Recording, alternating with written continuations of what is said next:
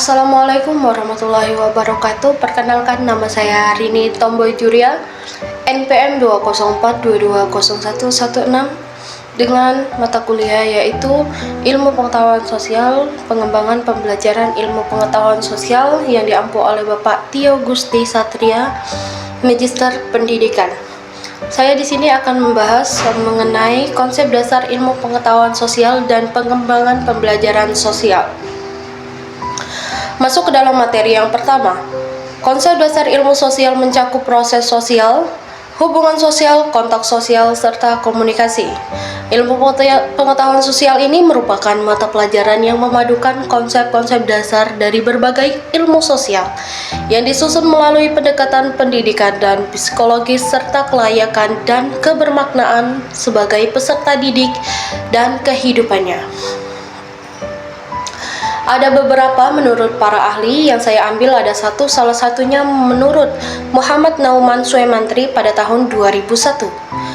Pendidikan ilmu pengetahuan sosial adalah suatu penyederhanaan dari disiplin ilmu sosial, ideologi negara, dan disiplin ilmu lainnya, serta masalah-masalah sosial terkait yang diorganisasikan dan disajikan secara ilmiah dan psikologi untuk bertujuan pendidikan tingkat sekolah dasar.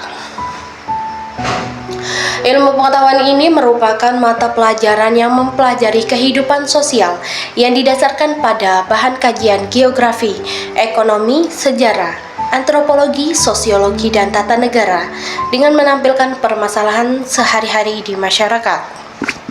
Disebutkan juga di dalam kajian tadi ada beberapa, salah satunya geografi, ekonomi, sejarah, antropologi, sosiologi, dan tata negara. Ada 6 ya. Kita kupas satu persatu. Geografi. Apa sih geografi?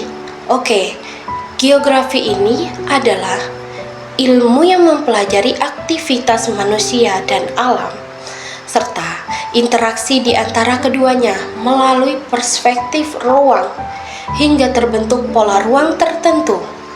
Ilmu yang mempelajari tentang hubungan, persamaan, dan perbedaan antara ruang bumi. Selanjutnya yaitu ekonomi. Ekonomi itu adalah ilmu yang mempelajari bagaimana cara manusia untuk memenuhi kebutuhan hidup mereka dengan menggunakan sumber daya alam yang tersedia.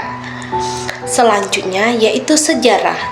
Sejarah ini adalah ilmu pengetahuan yang disusun atas hasil penyidikan beberapa peristiwa lalu yang dapat dibuktikan dengan bahan kajian atau bahan yang nyata.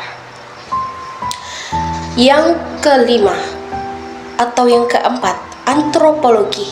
Secara etimologis berasal dari kata anthropos yang artinya adalah manusia, sedangkan logos yang artinya adalah ilmu. Jadi, ketika antropologi digabungkan, itu menjadi makna ilmu yang mempelajari manusia, masyarakat, serta kebudayaan. Selanjutnya yaitu adalah sosiologi, ilmu yang menyelidiki tentang susunan-susunan dan proses kehidupan sosial sebagai satu keseluruhan dari suatu sistem. Serta tata negara. Tata negara ini adalah sistem yang berkaitan dengan pola hidup, pola nilai, pola pikir suatu masyarakat yang berdaulat. Sekarang masuk ke dalam tujuan pembelajaran ilmu pengetahuan sosial di sekolah dasar. Tujuannya yaitu adalah mengembangkan potensi peserta didik agar peka terhadap masalah sosial yang terjadi di masyarakat atau lingkungan sekitar, memiliki sikap mental positif terhadap perbaikan segala ketimpangan yang terjadi, serta fungsinya itu adalah menambah wawasan atau pengetahuan yang lebih luas mengenai kehidupan sosial. Selanjutnya kita akan membahas tentang pengembangan pembelajaran ilmu pengetahuan sosial.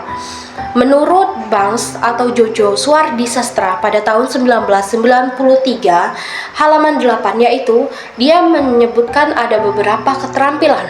Pertama, keterampilan berpikir, keterampilan akademik, keterampilan ilmiah, dan keterampilan sosial. Dengan tujuan pembelajaran ilmu pengetahuan sosial itu tadi adalah pengembangan kemampuan intelektual yang berhubungan dengan diri siswa dan ketimpangan ilmu pengetahuan khususnya ilmu-ilmu sosial. Pembelajaran ilmu pengetahuan sosial di sekolah dasar, para siswa diharapkan dapat memiliki pengetahuan dan wawasan tentang ilmu sosial dan humaniora, memiliki kepekaan terhadap kesadaran terhadap masalah sosial di lingkungan, serta memiliki keterampilan mengkaji dan memecahkan masalah-masalah sosial tersebut. Dengan mengembangkan pembelajaran adalah usaha meningkatkan kualitas proses pembelajaran baik secara materi maupun metode substitusinya. Mungkin itu saja pemaparan materi dari saya. Saya pamit undur diri, saya akhiri. Wassalamualaikum warahmatullahi wabarakatuh.